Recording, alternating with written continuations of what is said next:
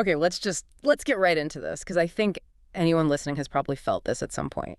It's this really uncomfortable feeling, this deep grinding fatigue that comes from what we're going to call the solo mission of healing. Hmm.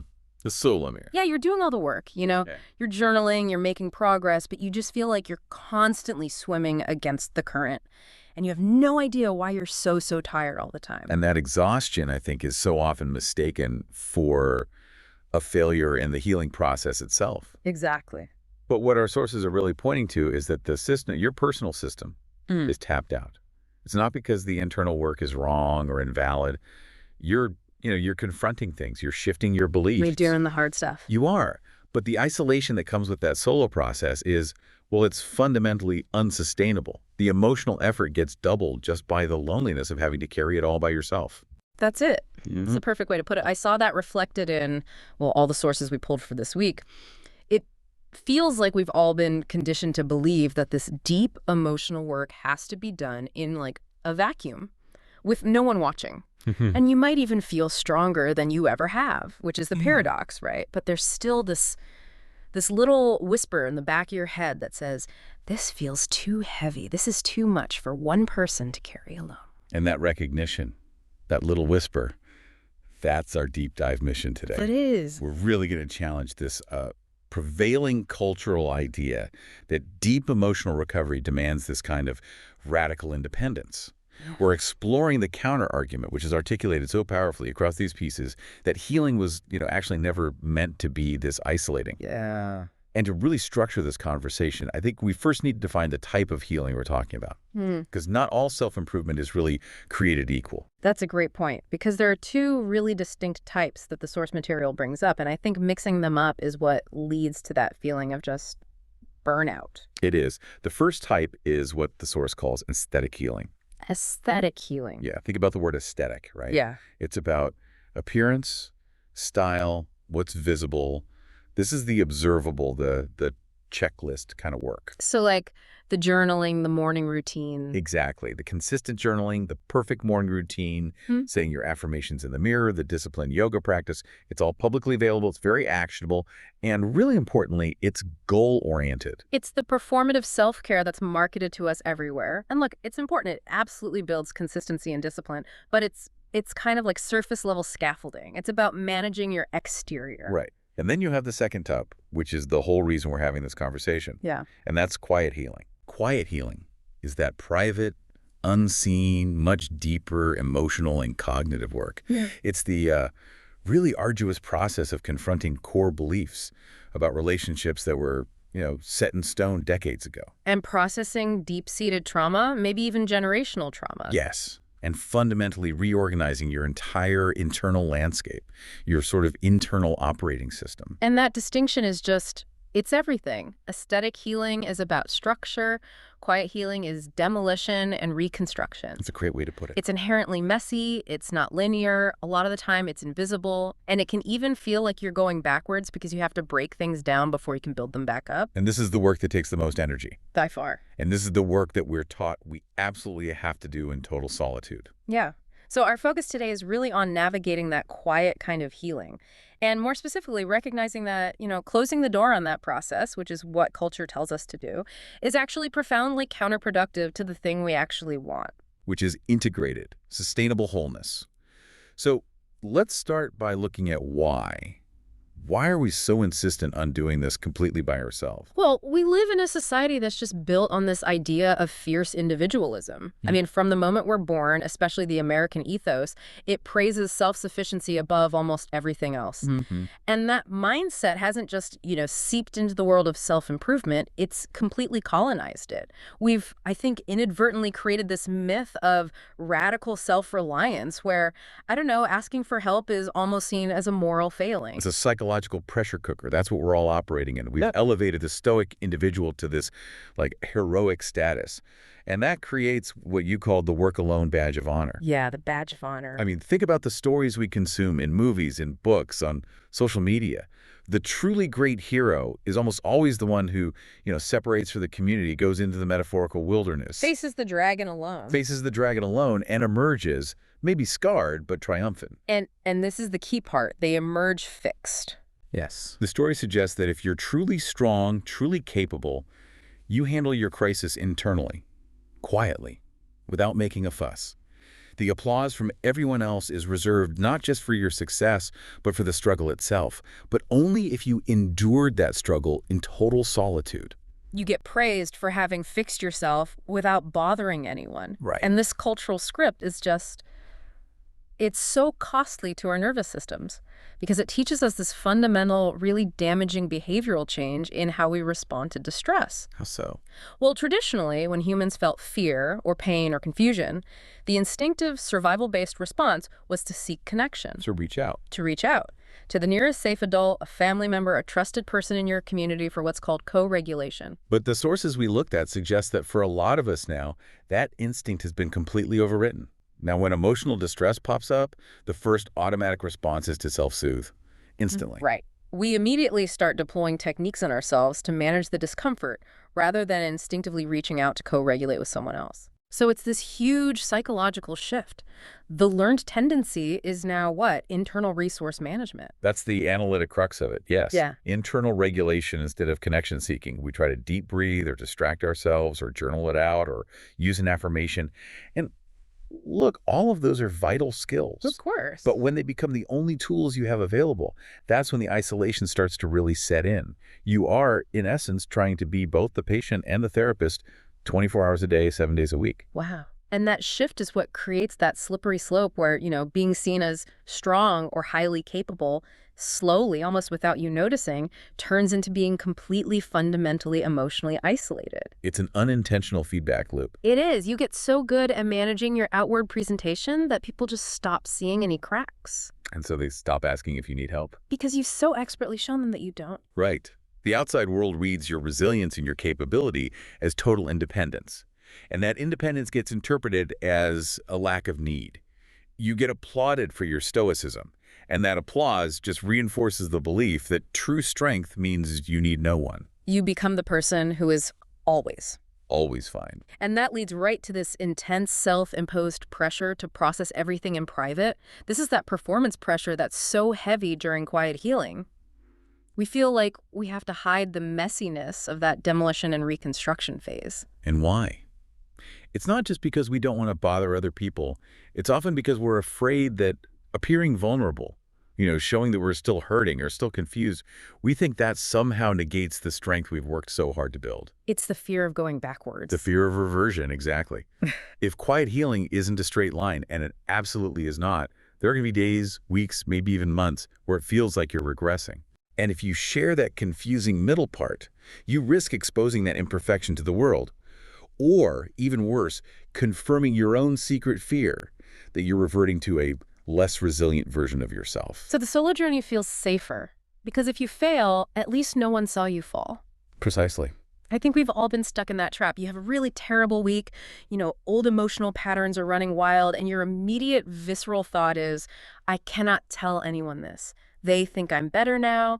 This is my own private failure that I have to fix before I can show my face again. And that brings us to the really profound, lonely reality of all this solo effort.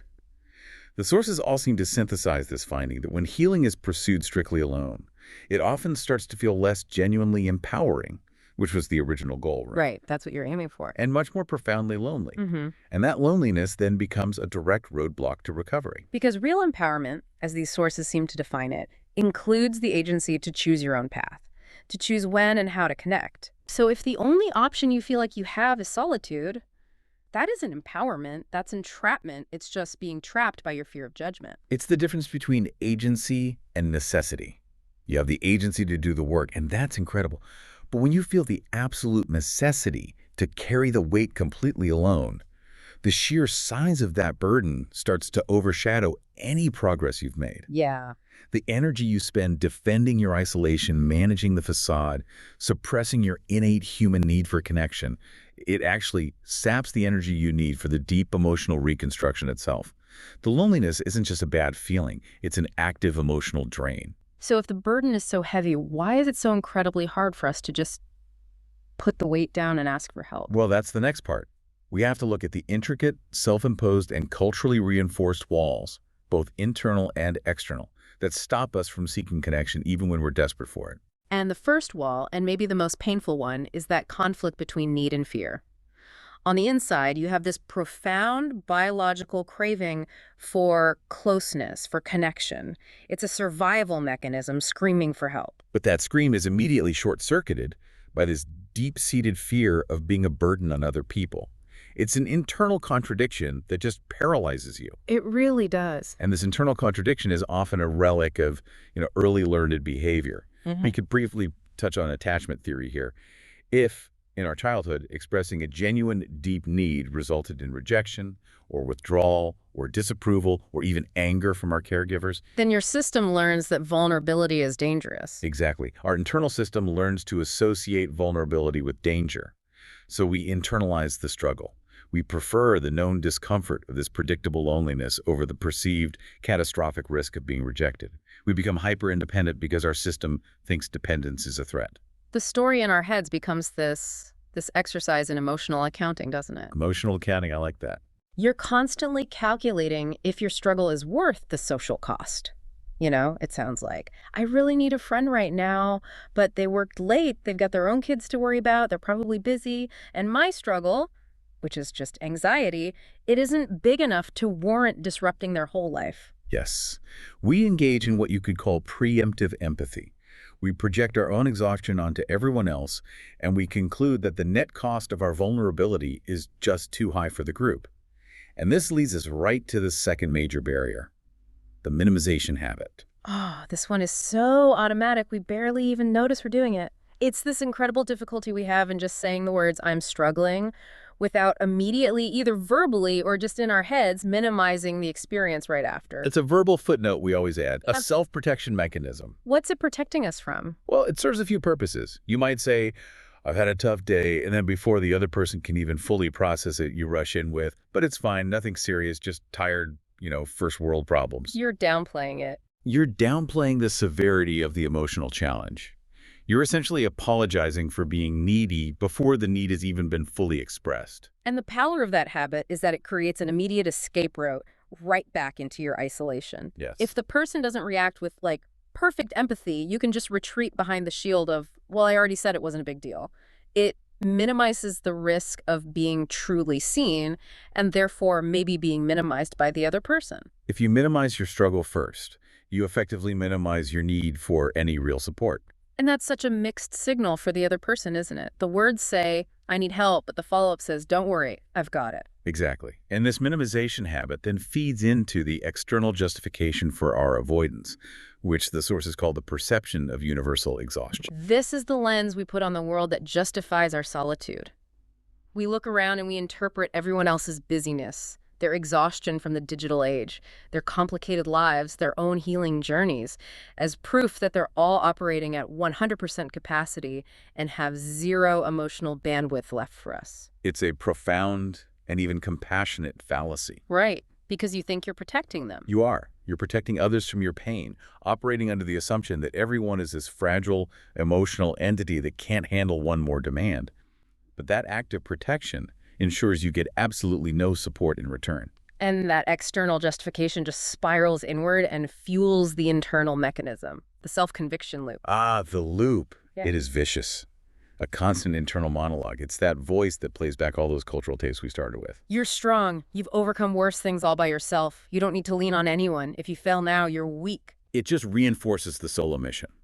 Because the internal, often unconscious benchmark for success in recovery is absolute, unaided self-sufficiency.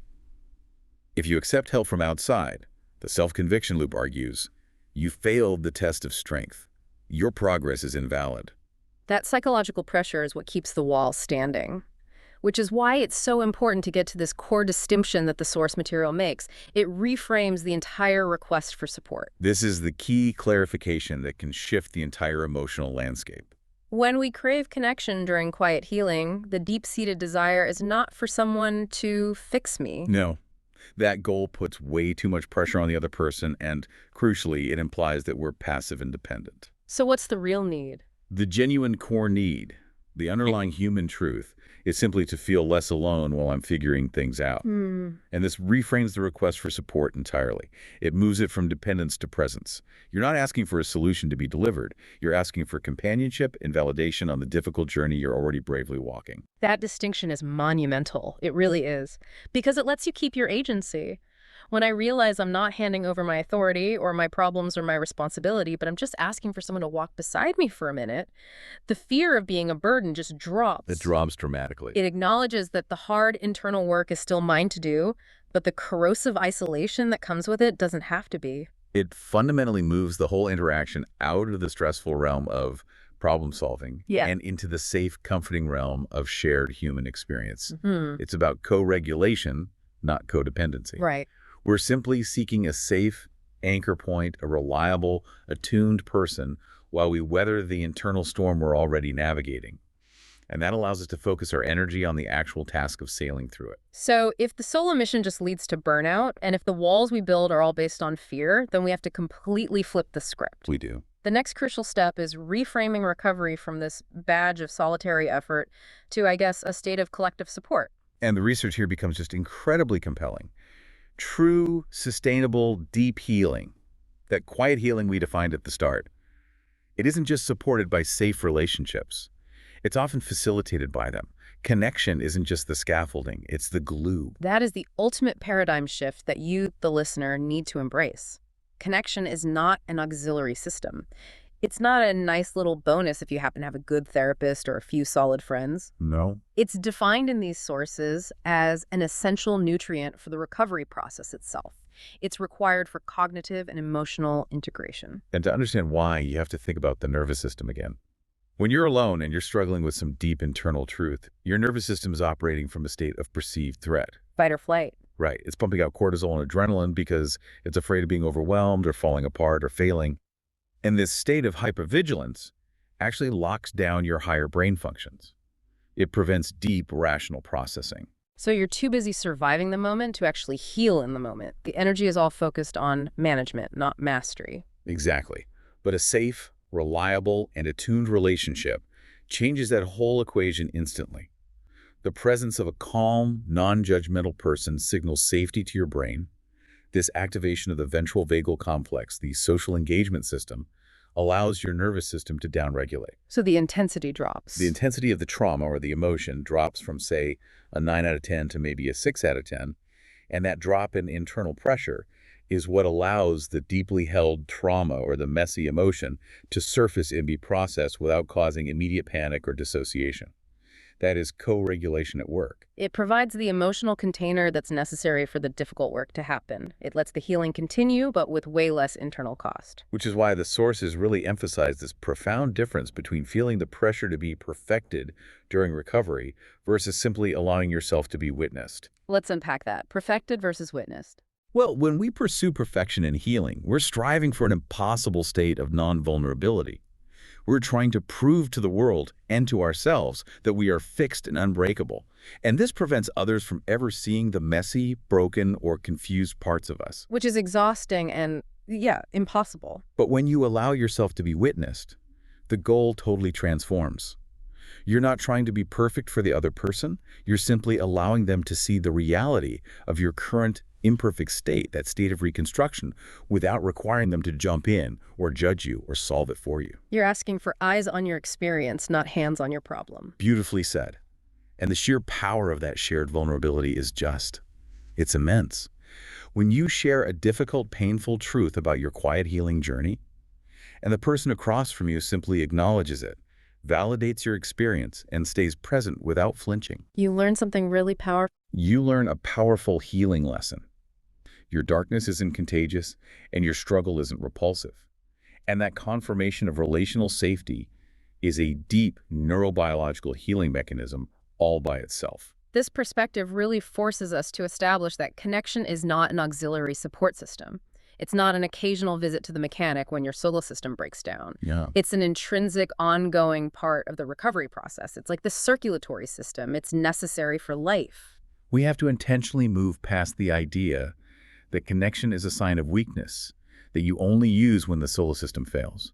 Instead, connection should be recognized as an active, ongoing resource that you use precisely because it promotes deeper, more integrated, and frankly, more efficient healing. And we have to directly challenge that solo work badge of honor that we started with in Section 1. We do. The sources are clear. Asking for help does not negate or erase the strength and courage you already demonstrated during that solo phase. That strength is real, it was hard-won, and it's permanent. If anything, recognizing the limits of self-sufficiency requires a higher, more evolved kind of strength. What do you mean? The strength of self-awareness, Yeah. of humility, of a mature acceptance of your own human design. It takes immense courage to admit that, yes, while you are intellectually capable of doing the work, you deserve to do it in comfort and companionship. So the solo effort built the foundation. The solo effort built the initial structure of resilience, absolutely. But connection provides the scaffolding, the reliable container, and the stability you need to complete the most difficult internal renovations without collapsing. And finally, we have to talk about the power of being held mentally and emotionally. And this isn't abstract, cliche language. This is a key practical mechanism of healing during vulnerability. Being held means being safely contained. It means having someone who has the emotional capacity and the regulation skills to absorb the intensity of your distress without reacting by panicking or minimizing your experience or collapsing into their own stuff. It's the ability to momentarily put your emotional weight down, knowing that the person holding that space for you is stable and reliable and grounded. It's that moment where you realize, I can let go of the control for just a second. I can drop the facade and I won't shatter. I won't fall apart entirely. In that experience, that moment of emotional release inside a secure relational frame, that is what allows the nervous system to truly rest, consolidate, and integrate the difficult, chaotic lessons of the quiet healing you've been doing. Without that release valve, the system eventually just hits capacity. Okay, so we've established the why. Why connection is non-negotiable for deep healing. But now we have to get to the really terrifying part, the how. The how. For the person who has perfected the art of isolation, figuring out how to let people in without feeling exposed or overwhelmed or losing those hard-won boundaries, that is the most significant hurdle. But the sources offer so much reassurance here. Healing through connection does not mean you have to tell everyone everything immediately. Not at all. We're not suggesting you suddenly throw open the doors to every private chamber of your life. This whole process has to respect your pacing, your safety, your inherent need for boundaries. We're moving toward intentional, safe, incremental sharing, not global disclosure. And that intentionality is so crucial. And it links directly to the need to avoid what's now known as trauma dumping. Right. Let's define that. Trauma dumping is often a reactive, unregulated emotional purge. It places an overwhelming and unconsented burden on an unprepared person. It completely disregards the other person's capacity and emotional state. So the distinction is vital. Seeking safe connection is intentional. It's reciprocal when it's appropriate, and it respects the capacity of the person you're sharing with. Which means the importance of boundaries and intentionality is paramount. When you initiate shared healing, the very first step is checking capacity. You have to make sure you're not trying to make a friend into your full-time therapist. That's unfair and it's unsustainable. So what would a practical script for checking capacity sound like? It might sound something like this. Hey, I'm having a really rough afternoon and I need to process something heavy. Do you have the emotional bandwidth for maybe 5 minutes of just listening? There's no requirement for you to fix it or give advice. I just need a safe witness. I love that, because it gives the other person consent and permission to set a boundary if they are genuinely overwhelmed. Which is an act of respect that actually strengthens the trust between you. So, okay, let's assume we have a trusted person, we've checked their capacity. How do we actually start when that first step of vulnerability feels like you're about to jump off a psychological cliff? The sources are unanimous on this. The path is built in micro moments. We start incredibly small, low stakes. Okay. The first, most foundational way to start practicing shared healing is simply by giving honest answers when someone asks how you're doing, instead of defaulting to the automated minimal response. So instead of the reflexive, fine, busy, same old? Right. Instead of that, try allowing just a fractional truth to surface. So an example, instead of, fine, maybe try, honestly, I feel a little drained today, but I'm working through it. Perfect. Or a little tired today, but I wanted to check in with you. That simple fractional shift is a crack in the wall. It's truthful without being overwhelming. It doesn't require a massive intervention. It just invites a small, safe moment of connection, and it lets the other person respond in a way that respects your complexity. The second small step is intentional proactive outreach. You could call it the ask for nothing request. So this isn't waiting for them to notice you're struggling. No, this is intentional outreach driven by your own awareness of your need. You could call or text a trusted person and say, "Hey, I'm having a rough afternoon and I just needed to hear a friendly voice." The key is making the request for presence and connection, not for solving. That's a powerful demonstration of agency. You're asserting your need for co-regulation, but you're also clarifying the limits of that request. You're essentially saying, I have the agency to seek support, but I still have authority over my own problems. Which is the opposite of burdening someone. It's inviting them into a safe, defined role. Okay. And what's the third practice? Perhaps the most powerful, low-stakes practice mentioned in the sources is simply allowing someone to sit with you during a difficult moment. Shared presence. Even if it's virtual. No words needed. No words needed, no lengthy explanation required, and definitely no advice requested. Just the physical or virtual presence of another person while you're experiencing internal distress. Shared presence is the purest expression of that core need we talked about. Feeling less alone while you're figuring things out. Exactly. You're retaining all your internal agency, you're continuing your quiet healing work, but you're using the reliable presence of another person as an anchor for your nervous system. That shared, unspoken calm is where some of the deepest integration actually happens. And this brings us to a really crucial concept about building trust. The sources emphasize that trust isn't built in these huge, overwhelming, dramatic declarations of vulnerability. No, that's often too risky and unsustainable. Trust is built slowly, in a series of small, consistent, safe moments. You should think of it like a compound interest account for your emotional life. That's a great analogy. Each small moment where you share a fractional truth, an honest answer, a brief check-in, and you get a safe, non-judgmental, respectful response. That's like another brick being laid in the foundation of trust. It's the consistency of these small, positive interactions, the reliability of the response. That is what slowly teaches your nervous system, which is fundamentally geared towards safety, that connection is, in fact, not dangerous. It's cumulative. So you try one honest answer this week. If that person responds safely and respectfully, maybe you try another small check-in next week.